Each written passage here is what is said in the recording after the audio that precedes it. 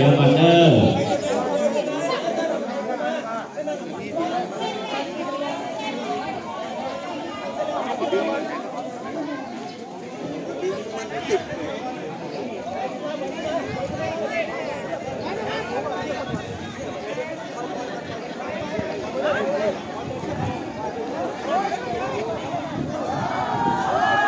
ปล่อยเชือกมาก่อนปล่อยเชือกมาก่อนเอากรรมการช่วยยกข้อมาทางในก่อนเดี๋ยวเอายกเข้ามาทางในไหมเอายกมายกมาเดี๋ยวกล้องจะทุบหัวละเอามาให้เอายกเข้ามาไหม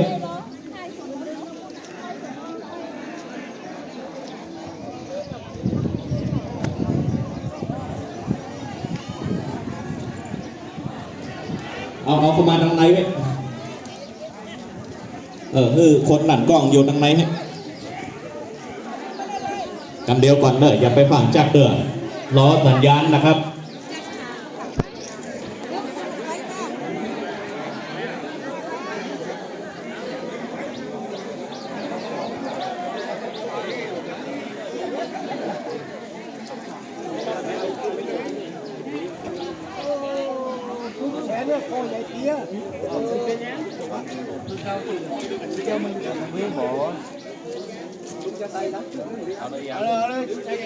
เอาเป็นบอกมันผีกันเอาพร้อมหรือยังอยู่ในความสงบเด้อ1ตรงไหนครับพ่อ2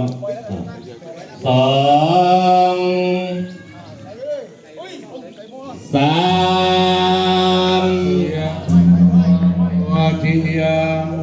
ก่อยจับเนื้อนันทิวัฒนวะเอตวังเวจยวะโหยจยังสุจยังอภราชิตาภราเกสีเสปทวิโปคาเรอภิเสเกสะปะพุทธานังอาคาปะโตคติสุนาคาตังสุมังคารังสุปปาตังสุโหติตังสุขันโนสุโมโหตัวจะสุเยทังมัจจาริสุ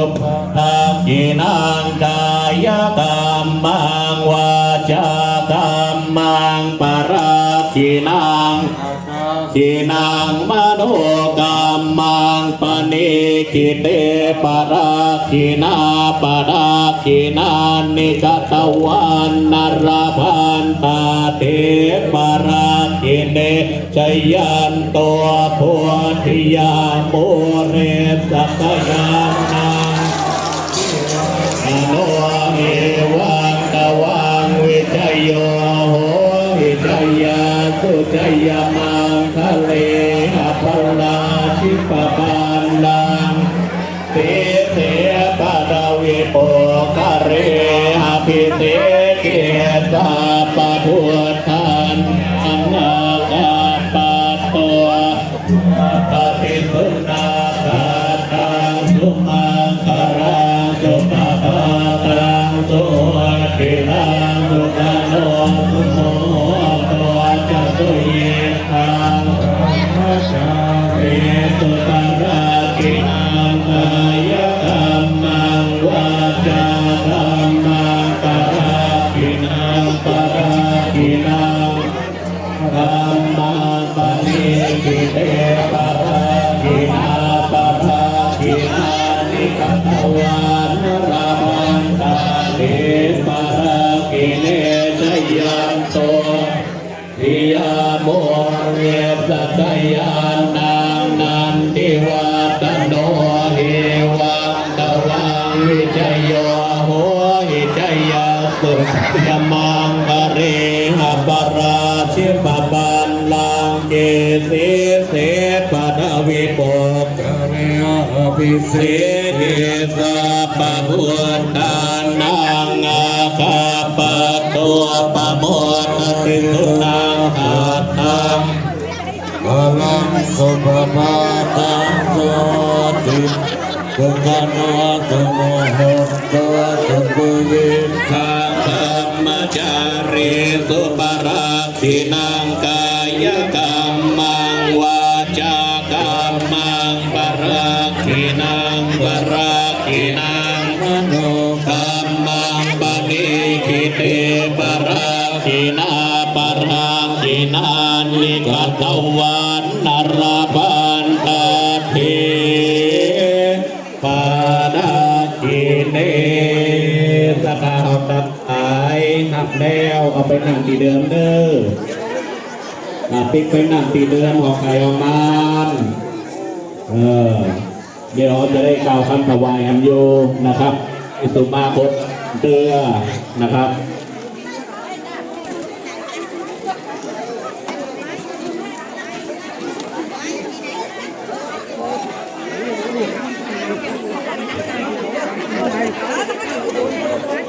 เอามาแล้วใจเตือ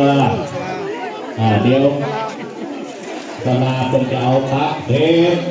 เอาปล่อยสลิงลงมาตีเก่าคุณเนอร์เดี๋ยวจะเพื่อนแถมอันเริ่มเดี๋ยวจะเพื่อนแถมอันเริ่มนะครับสลาหัวใจเตือคุณชุกหน่อยโยนะครับเดี๋ยวเกิดการกล้า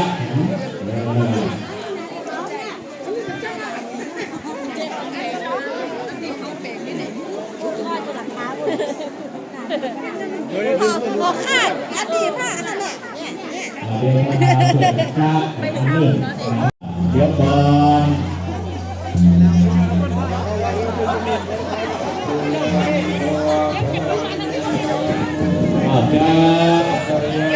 จ้า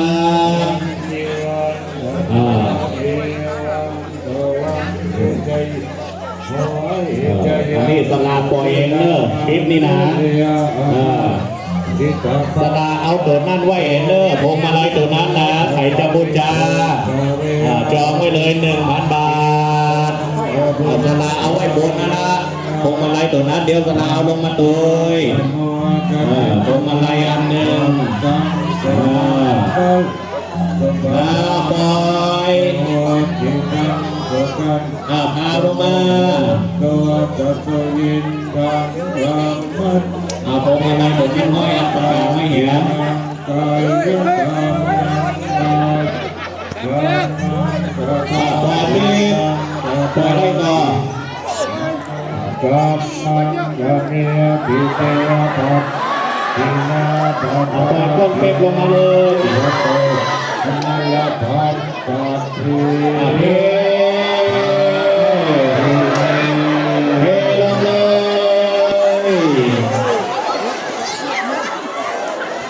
เฮลงมาเลย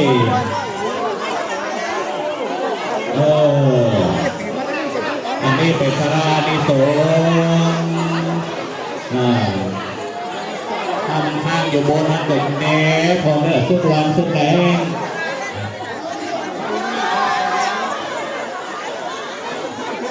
โบนอะไรผมนั้นเอาไว้บนใส่กระโปรงมา1,000 บาท这根本就在抢钱啊！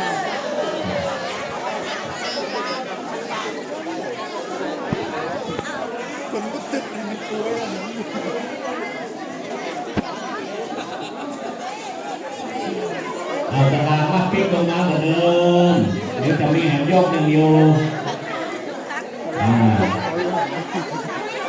มาข้างนอกลงมาเลยยกของอันนึง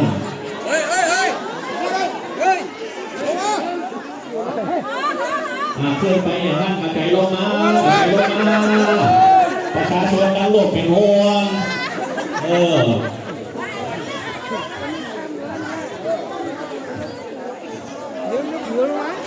บุญทุกเท่าไรก็ได้เท่าอันนะครับ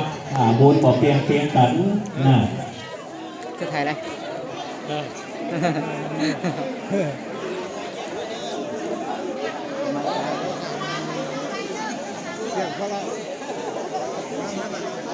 คอยลงมาก่อน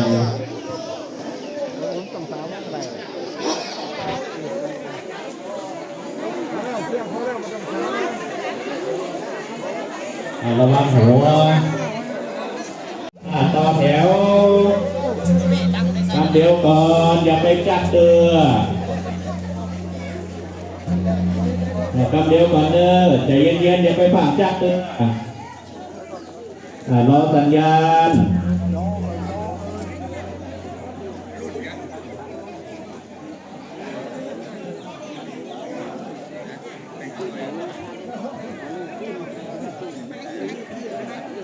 เอาหรือยังเดี๋ยวนั่งใครลูกก็เก็บจังมือ รอคำสตางค์ปุ๋ยมันหมดรอเปิดแหลกคำใจเย็นๆ3,000คนอ่ะพวกกำลังแหลกอยู่หันหนักอยู่ ใจเย็นๆเด้อ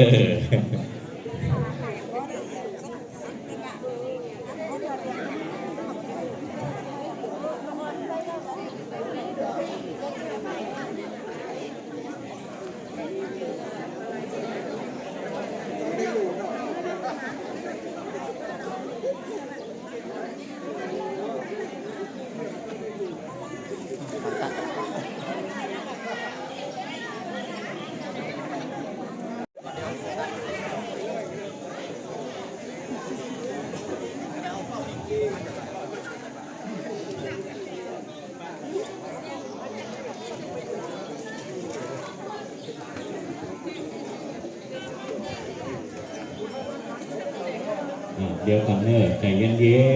นๆใจเย็นๆขึ้นตาแล้ว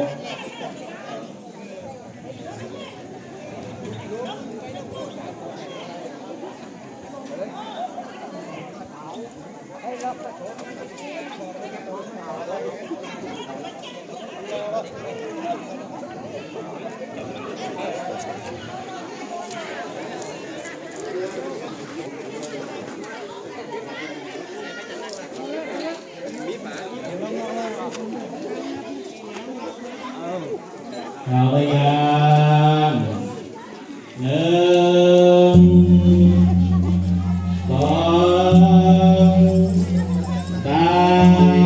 3ตัวผู้ที่ยาวผู้เลี้ยงกายานนางนานดิวาตันโดยวังตะวังวิจัยโยโหหิจัยยาตุจัยยามังกะเรอปัลลาชิมปันรังเจติเสปะตะวิโป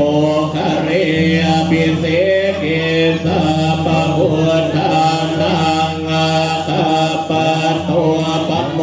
ตติสุนาตังสุมังคารังสุปปาตังสุโหติตังสุขโนสุโมโหตัวจักสุเย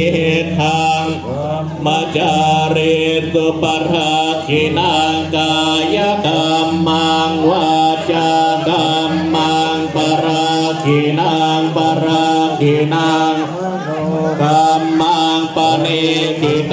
ปราคินาปราคินานิกตวานรพันตาเท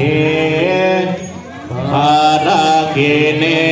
สราวซัดออกก่อนเด้อเอาซัดออกก่อนเดี๋ยวใครผุยทีหลังเอาซัดออกก่อนยกซักใส่ก่อนเวลาสุดแล้วเดี๋ยวพงมาไรนั่นเอาลงมาเนอะสลาจับลงมาเนอะพงมาไรนั่นเนอะพงมาไรเอกนะครับใครจะพูดจา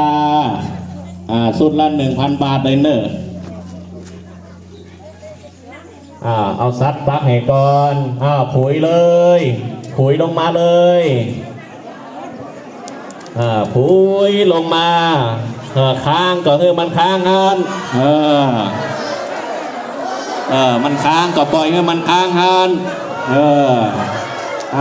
ใครเอาตะไรเอาไปเตะบุญจับผุยลงมาปล่อยๆเนอะเดี๋ยวจะล้มเดี๋ยวจะล้มเดี๋ยวจะเป็นล้มกันก้อย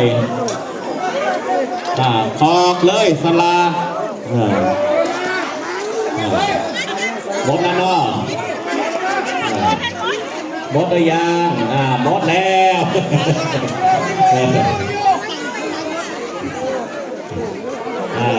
บนหลังคาไว้หัน ก็ต้องไปปักก็ต้องไปกวาดมันเนื้อมันค้างอยู่ฮันบุญค้างบุญตึงเนื้อมันค้างอยู่ฮันเอาสลิงล้อลงมาพงมาลัยล้อลงมาเนื้อสลาเนื้อพงมาลัยอันหนึ่งเอามาเพื่อเจ้าอาวาสเพชรเอามาเพื่อตุลงปั่นเนี่ยใครจะบูชา 1,000 บาทเพื่อมาบุญตีตุลงปั่นนั้นไถมือก่อนได้ก่อนห้อยรถห้อยบ้านเป็นสิริมังคละกับขอกับเพลินเป็นนาบุญกุศลอันยิ่งใหญ่นะครับคณะสดาปิกเข้าหนักตีเดิมกันเด้อเดี๋ยวจะได้สุมาโคตากล่าวคำถวายจตุปัจจัยนะครับ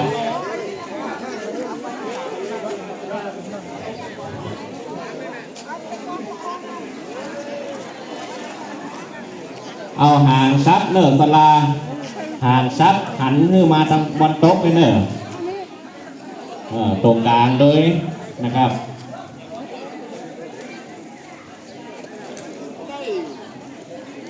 พุทธศาสนาตลอดถึงเป็นร่มเงาคุ้มครองให้ข้าพเจ้าไปตลอดกาลนานความสุขแก่ข้าพเจ้าทั้งหลายแก่หมู่เทวราทั้งหลายแก่บิดามารดาของข้าพเจ้าทั้งหลายแก่สรรพสัตว์ทั้งหลายตลอดถึงเจ้ากรรมนายเวรของข้าพเจ้าทั้งหลายจงชวนกันมา